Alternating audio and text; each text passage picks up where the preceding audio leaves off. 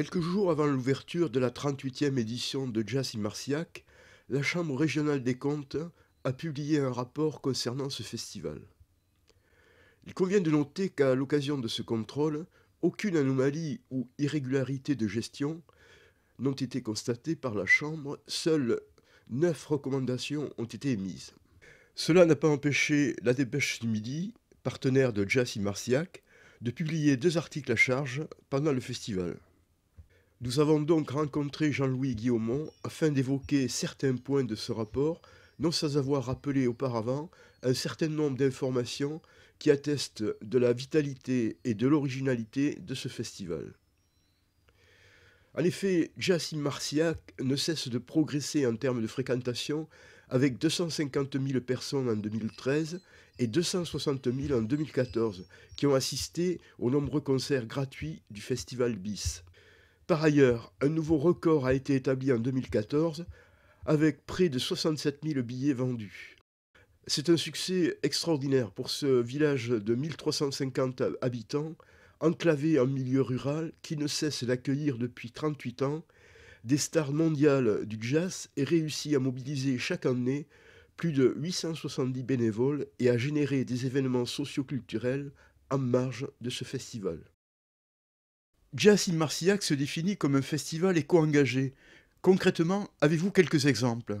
Bien sûr, Jazz in Marciac a réalisé son bilan carbone avec la complicité et l'aide d'EcoCert.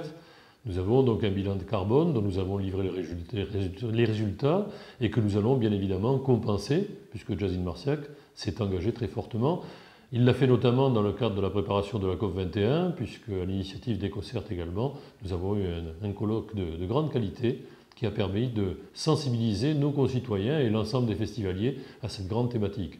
Jazz in Marciac est une manifestation culturelle, un festival de jazz, mais c'est aussi une grande manifestation au sein de laquelle la musique est souvent un aimable prétexte, celle qui permet aux gens de se rencontrer, d'échanger, et donc sur les grandes préoccupations de notre temps. Et nous avons donc un certain nombre de partenariats, parmi lesquels celui avec la Ligue française de l'enseignement et de l'éducation permanente, qui tient les ateliers de la Ligue, qui invite donc les festivaliers à un certain nombre de réflexions sur les grandes thématiques, les grandes problématiques de notre temps.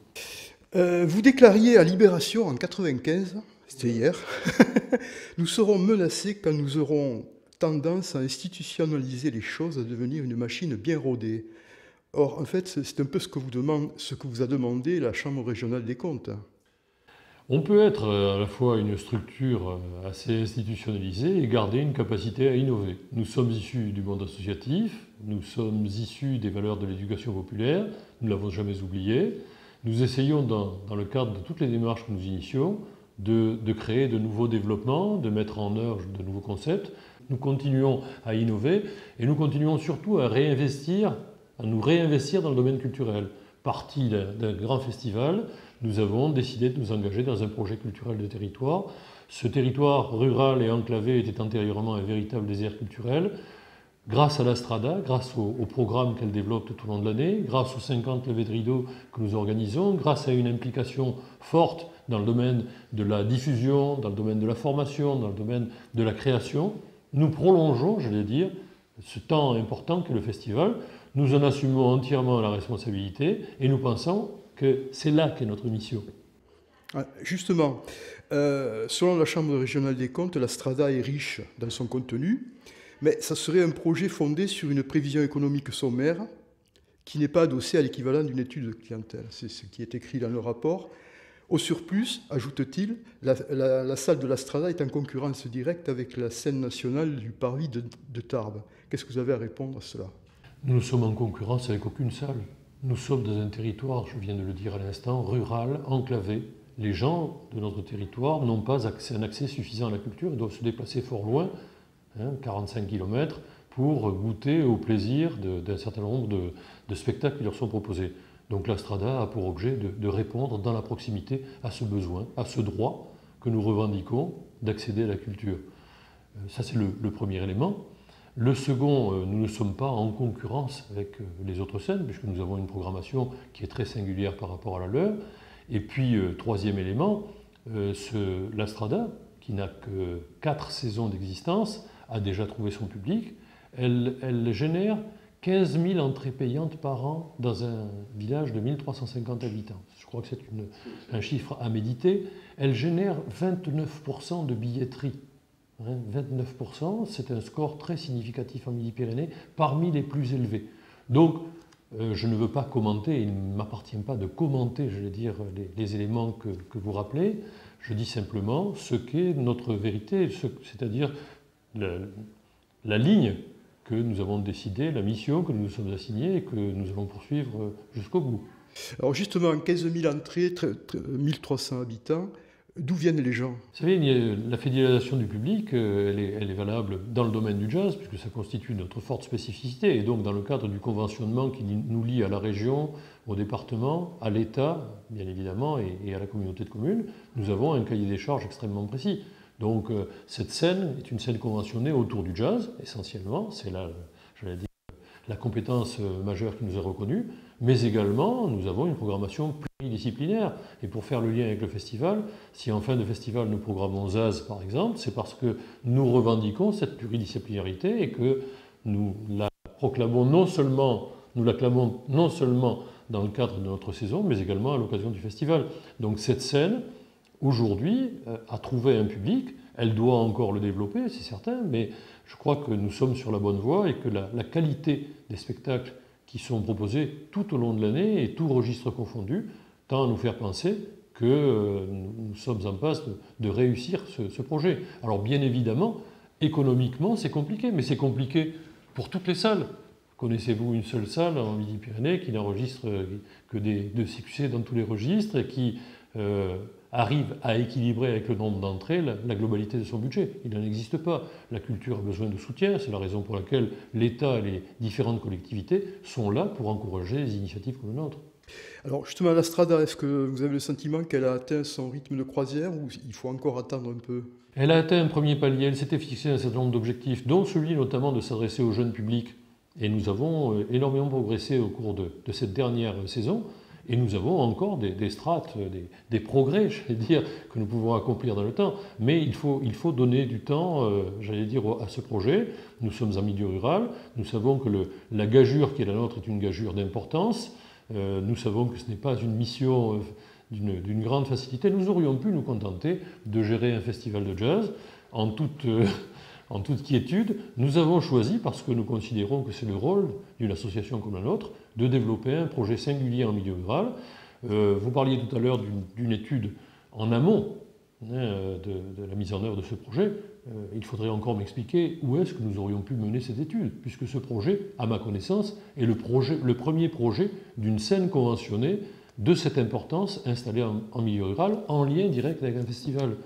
Voilà donc, moi je veux entendre, je vais dire, toutes les remarques qui nous sont adressées et je les prends en compte. Et je crois que notre conseil d'administration a pris un certain nombre de dispositions pour souscrire aux recommandations de la Chambre régionale des comptes.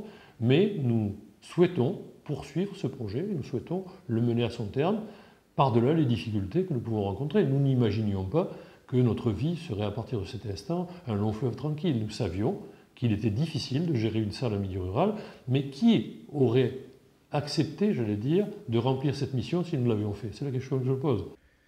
La Chambre régionale des comptes souligne que le volume global des subventions est passé de 461 000 € en 2009 à 882 000 € en 2013. Ce serait intéressant de rapprocher ces chiffres avec les retombées économiques générées par Jazz in Marcillac, à savoir 9 200 000 € en 2012. Je crois que vous posez deux problèmes. Le premier, qui est lié donc effectivement aux retombées d'initiatives culturelles au sein, j'allais dire, d'un territoire rural comme le nôtre. Il est certain, j'allais dire, que les activités culturelles que nous poursuivons tout au long de l'année, qu'il s'agisse du festival ou qu'il s'agisse de la saison de la Strada, génèrent des retombées économiques significatives. Alors je laisse à la CCI le soin de procéder à l'évaluation, je vais dire, de ces retombées, mais personne ne peut nier, je vais dire, qu'il s'agit là d'un vecteur de développement essentiel pour notre territoire. Nous parlons de l'évolution de nos subventions. Bien sûr que les subventions ont évolué, mais elles ont évolué au fil des projets que nous avons mis en œuvre. Et si ces subventions se sont développées, c'est parce que les charges, j'allais dire, liées à la mise en œuvre de ces projets, ont évolué également dans des proportions significatives. Vous savez, quand on regarde au final puisque nous parlons aujourd'hui du festival, quand on regarde notre festival, il reçoit 10% d'argent public, donc 4% de la région Midi-Pyrénées. J'ai tendance, j'ai la faiblesse de considérer que ceci est tout à fait raisonnable. Nos partenaires privés, partenaires et mécènes nous apportent plus de 20% d'aide, et le reste, c'est notre autofinancement. Je considère qu'il se situe à des taux suffisamment significatifs. La Chambre régionale des comptes souligne que la présidence de Jasim Marcillac, clé de voûte de l'association, constitue aussi bien un point fort qu'un point de vulnérabilité. Que répondez-vous à cela? Les projets se sont toujours articulés autour d'initiatives qui sont portées par des hommes qui les incarnent temporairement, qui organisent ensuite la transmission. C'est un élément auquel je suis particulièrement attaché. Notre association Jasim Marcillac est une association, je vais dire, de gens qui militent en la faveur de la culture. Et je suis très confiant, je vais dire, quant à notre capacité à poursuivre ce projet dans le temps. Je comprends très bien la préoccupation de la Chambre régionale des comptes, puisqu'il s'agit, comme vous le disiez très justement à l'instant, d'une manifestation qui génère des retombées économiques importantes pour un territoire.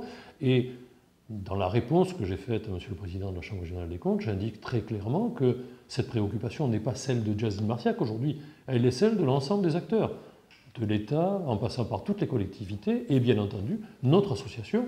Nous devons tous nous mobiliser pour mettre en forme une démarche qui permettra de pérenniser l'ensemble des initiatives. L'objet de Jasim Marcillac depuis l'origine, c'était de prouver la pertinence de cette démarche. Vous me parliez tout à l'heure d'une étude de marché. Eh bien, nous avons préféré, puisqu'il n'existait pas de référent en la matière, nous avons prouvé que nous pouvions mettre en forme une initiative de ce type. Il s'agira aujourd'hui dans le temps, en lien avec l'ensemble de nos partenaires, de donner une suite à cette belle aventure si les différents acteurs le souhaitent. Et nous plaçons tout le monde devant sa propre responsabilité, nous assumerons les nôtres. Personnellement, j'étais choqué par un article récent de la Dépêche du Midi qui était intitulé « Jasim Marcillac, gare à la crise de la quarantaine pour ce festival ». J'ai choisi de ne pas m'exprimer sur ce sujet. Je ne m'exprimerai pas à chaud sur ce sujet. Je choisirai de le faire dans le cadre du compte-rendu que nous ferons au terme du festival.